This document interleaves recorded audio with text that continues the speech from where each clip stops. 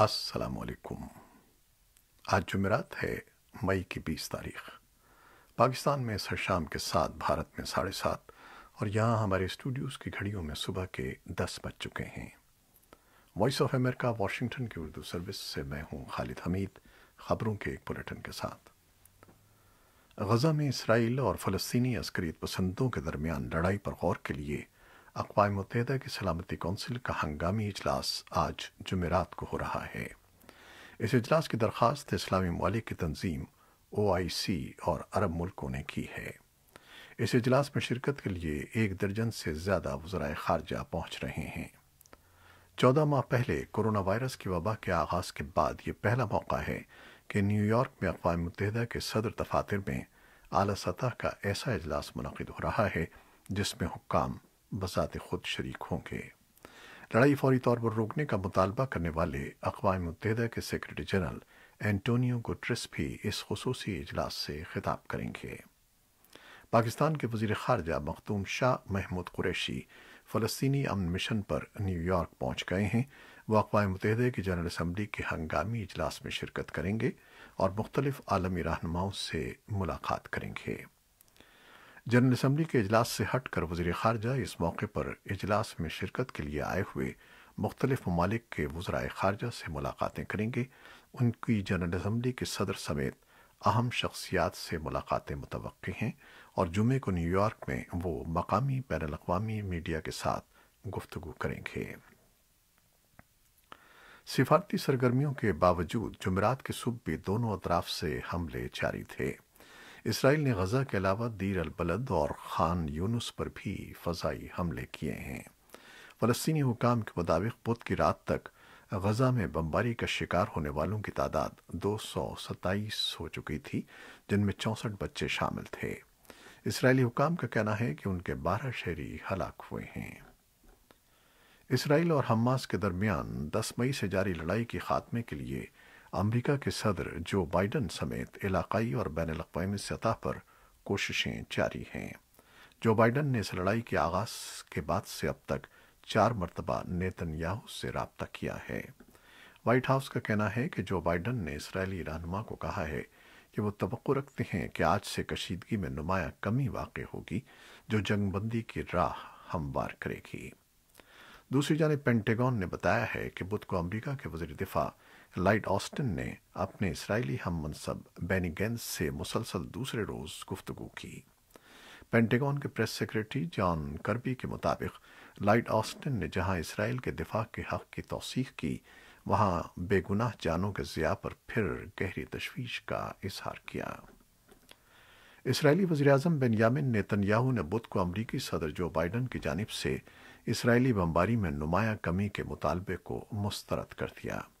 इसके बजाय उन्होंने एक बयान में कहा कि वो मकसद हासिल होने तक कार्रवाई जारी रखेंगे।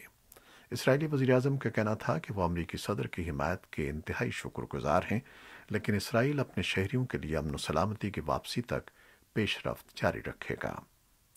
क़ब्ल अज़ीं फ़लस्तीनी अथॉरिटी के सदर महमूद अब्बास ने एक टीवी खिताब में नेतन्याहू पर तनकीद करते हुए कहा कि इसराइल गज़ा में मुनज़्ज़म दहशतगर्दी और जंगी जराइम कर रहा है जो बैनुल अक़वामी कानून के तहत काबिल गिरफ्त जुर्म है। महमूद अब्बास ने कहा कि फ़लस्तीनी इस तरह के जंगी जराइम करने वाले को बैनुल अक़वामी अदालतों के सामने ले जाने से नहीं हिचकिचाएंगे। इसराइली फ़ौज ने कहा है कि उसने लबनान की जानिब से 4 रॉकेट फेंके जाने के जवाब में उसके मुतअद्दिद अहदाफ पर गोलाबारी की है। फ़ौजी तर्जमान ने एक बयान में कहा कि हम किसी भी महाज पर हर किस्म की सूरत हाल के लिए तैयार हैं।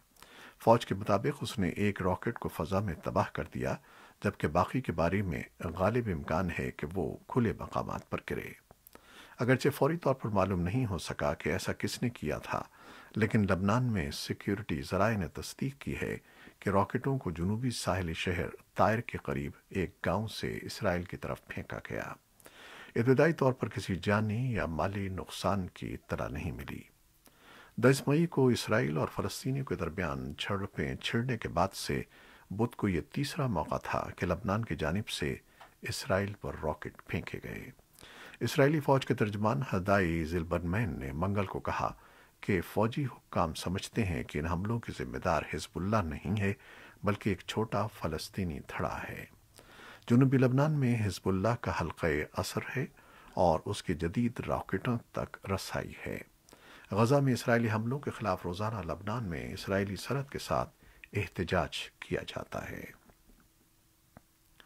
ऐसे में जबकि इसराइली फ़लस्तीनी तसादुम की शिद्दत में कमी के कोई आसार नज़र नहीं आ रहे हैं, अमरीकी कांग्रेस के डेमोक्रेट्स ने जंग बंदी के लिए कहा है, जबकि रिपब्लिकन कानून साजों ने हमास की कार्रवाइयों की मजम्मत की है और कहा है कि दोनों फरीकों में कोई अखलाकी बराबरी नहीं है।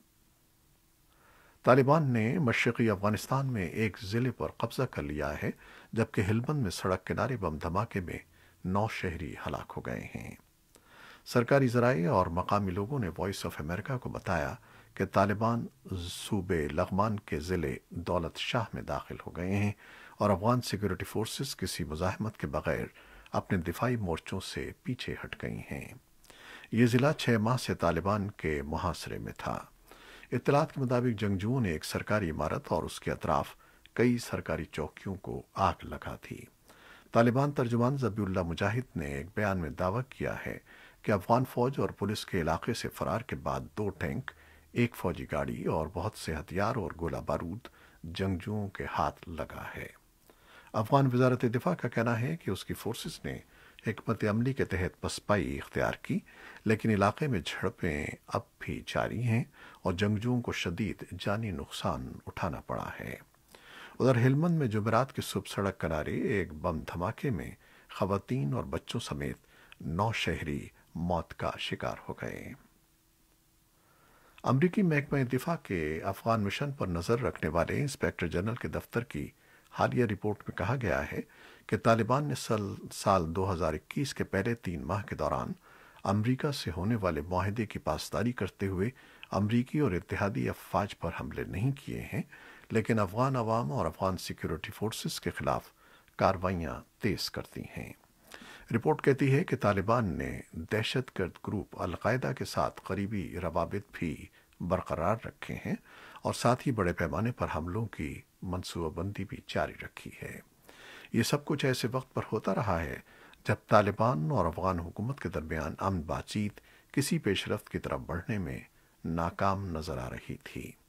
अगरचे तालिबान इन कार्रवाइयों की जिम्मेदारी कबूल नहीं करते, अमरीकी और अफगान हुक्काम में इल्ज़ाम आयद करते हैं कि वो अफगान अवाम को खौफजदा करने और अफगान हुकूमत के बारे में बदएतमादी पैदा करने के लिए ऐसे इक़दामात करते हैं।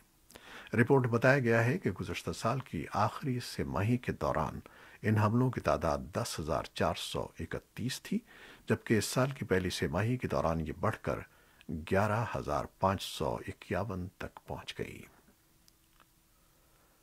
कोरोना वायरस से पैदाशुदा सूरत हाल, सरहद पार अफगानिस्तान में सिक्योरिटी के मखदूश हालात और सियासी अदम इस्तेहकाम के बाइस पिछले 2 सालों से पाकिस्तान से अफगानिस्तान रज़ाकाराना वतन वापसी का सिलसिला सुस्त रवी का शिकार है। पिछले साल मजमूई तौर पर 1200 अफराद अक़वाम मुत्तहिदा के इदारे बराए मुहाजिरीन के ताउन से वापस चले गए थे, जबकि इस साल ये तादाद 100 और 120 के दरमियान है। सरहद पार अफगानिस्तान में हुकूमत मुखालिफ तालिबान शिद्दत पसंदों ने सिक्योरिटी फोर्सेस के एहलकारों के खिलाफ हमले तेज कर दिए हैं, जो अक़वाम मुत्तहिदा के इदारे बराए मुहाजिरीन के तर्जमान के मुताबिक रज़ाकाराना वतन वापसी में भी एक अहम रुकावट है। और अब कोरोना वायरस से मुताल्लिक़ कुछ खबरें। पाकिस्तान में गुज़श्ता 24 घंटों के दौरान कोरोना के मज़ीद 4,207 नए केसेस रिपोर्ट हुए हैं। सिंध में हफ्ते और इतवार को कारोबार बंद है, जबकि इंडोर और आउटडोर डाइनिंग समेत सिनेमा घर, ब्यूटी पार्लर्स, शादी हॉल, मज़ारात और पार्क्स पर पाबंदी बरकरार है। भारत में कोरोना वायरस की दूसरी लहर जारी है और गुज़श्ता 24 घंटों में 3,874 अफराद कोरोना से हलाक हुए हैं। वज़ारत सेहत के आदाद व शुमार के मुताबिक भारत में बुध को मज़ीद 2,76,110 अफराद में वायरस की तशख़ीस हुई है और अब तक आलमी वबा से 2,87,122 अफराद हलाक हो चुके हैं। امریکہ کورونا وائرس کی 8 کروڑ خوراکیں ضرورت کی بنیاد پر مختلف ملکوں میں تقسیم کرے گا۔ امریکہ نے پہلے کہا تھا کہ وہ ویکسین کی 6 کروڑ خوراکیں دوسرے ملکوں کو دے گا، لیکن اس ہفتے اعلان کیا کہ مزید 2 کروڑ خوراکیں بھی عطیہ کی جائیں گی۔ البتہ اس سوال کا جواب نہیں دیا گیا کہ یہ عطیات کن ملکوں کو دیے جائیں گے۔ امریکہ کینیڈا سرحد کی بندش میں مزید 1 ماہ کی توسیع کر دی گئی ہے۔ تازہ اطلاعات کے مطابق 9,000 کلومیٹر طویل یہ سرحد غیر ضروری آمد و رفت کے لیے کم از کم 21 جون تک بند رہے گی۔ کینیڈا کے وزیر اعظم جسٹن ٹروڈو نے منگل کو کہا کہ سرحد کھولنے کے فیصلے کا انحصار ویکسین کی شرح پر ہے۔ کینیڈا میں پابندیاں نرم کرنے کے لیے ضروری ہے کہ 75% سے زیادہ آبادی کو ویکسین لگ جائے۔ چین نے کہا ہے کہ وہ افریقہ کے تقریباً 40 ملکوں کو کووڈ ویکسین فراہم کر رہا ہے اور اس کا یہ عمل خالصتاً بے غرضی پر مبنی ہے۔ چینی وزارت خارجہ کے اہلکار وو پینگ نے چین اور دوسروں کا موازنہ کرتے ہوئے کہا کہ بعض ملک دوسروں کو ویکسین دینے سے پہلے اپنے عوام کو ویکسین لگانے کی مہم مکمل ہونے کا انتظار کرتے ہیں۔ انہوں نے اس طرح بظاہر امریکہ کا نام لیے بغیر اسے تنقید کا نشانہ بنایا۔ اقوام متحدہ کی سلامتی کونسل نے مطالبہ کیا ہے کہ افریقہ کے لیے زیادہ ویکسینز فراہم کی جائیں، جہاں اب تک صرف 2% آبادی کو ویکسین لگ سکی ہے۔ چین کی ویکسین سفارتکاری کا مطلب ہے کہ دنیا کی کثیر آبادی کو کم درجے کی چینی ساختہ ویکسین ملے گی اور مہنگی مغربی ویکسینز میسر نہیں آئیں گی، جن کے بارے میں دعوے کیے جا رہے ہیں کہ وہ زیادہ مؤثر ہیں۔ یورپی یونین نے کہا ہے کہ وہ اپنے رکن ملکوں سے سفارش کرے گی کہ ویکسین لگوانے والے بیرونی سیاحوں کو آنے کی اجازت دے دیں۔ یورپی کمیشن کے ترجمان نے برسلز میں صحافیوں کو بتایا کہ تنظیم کے 27 ملکوں کے سفیروں نے اس بات پر اتفاق کیا ہے کہ جن ملکوں کو محفوظ سمجھا جا سکتا ہے ان کے لیے پابندیاں نرم اور ان کے شہریوں کو سفر کی اجازت دی جائے۔ فی الوقت صرف 7 ملکوں کو ان کے کووڈ کیسز کی کم شرح کی وجہ سے محفوظ خیال کیا جاتا ہے۔ یورپی یونین نے وبا پر قابو پانے کے لیے گزشتہ سال سخت پابندیاں لگائی تھیں، لیکن اب رکن ملکوں کے سفیروں کا کہنا ہے کہ سفر پر عائد غیر ضروری بہت سی پابندیوں کو ختم کر دینا چاہیے، کیونکہ دنیا بھر میں بہت سے لوگوں نے ویکسین لگوا لی ہے اور موسم گرما کی تعطیلات کا وقت قریب آ رہا ہے۔ آئس لینڈ کے دارالحکومت ریجاوک میں جمعرات کو قطب شمالی کی کونسل کا وزارتی اجلاس ہو رہا ہے، جس میں ماحولیاتی تبدیلی اور خطے کے ملکوں میں تعاون بڑھانے پر غور کیا جائے گا۔ امریکی وزیر خارجہ اینٹنی بلنکن نے اجلاس سے پہلے کہا ہے کہ ہم ماحولیات کے بحران کو حل اور قطب شمالی کے خطے کو پرامن رکھنے کے لیے کونسل کے ذریعے اپنے مضبوط بین الاقوامی تعاون کو بہت اہمیت دیتے ہیں۔ روسی وزیر خارجہ سرگئی لیوروف نے بھی اسی ہفتے کہا کہ مغربی اقوام کو قطب شمالی پر حق نہیں جمانا چاہیے اور روس اس خطے میں اپنی سرحدوں کا تحفظ یقینی بنانے کا ذمہ دار ہے۔ یہ تنازعہ دراصل بحر شمالی کی گزرگاہ کا ہے، جو قطب شمالی میں روس کی شمالی سرحدوں سے گزرتی ہے۔ روس سمجھتا ہے کہ یہ گزرگاہ اس کے معاشی اور فوجی مفادات کے لیے کلیدی اہمیت رکھتی ہے اور چاہتا ہے کہ غیر ملکی جہاز وہاں سے گزرنے کے لیے اس سے اجازت طلب کریں۔ امریکہ نے اس گزرگاہ کے کچھ حصوں پر روس کے دعووں کو ناجائز قرار دے کے مسترد کر دیا ہے۔ اجلاس کے موقع پر بدھ کو سب سے زیادہ توجہ کا مرکز بلنکن اور لیوروف کی ملاقات تھی۔ بلنکن نے کہا کہ امریکہ ان شعبوں میں پیش رفت کے لیے روس کے ساتھ کام کرنے کو تیار ہے جس میں دونوں ملکوں کے باہمی مفادات ٹکراتے ہیں۔ یہ امریکہ اور روس کے اعلیٰ ترین سفارتکاروں کی پہلی روبرو ملاقات تھی اور ایسے موقع پر ہوئی جب دونوں ملکوں کے درمیان کشیدگی بڑھی ہوئی ہے۔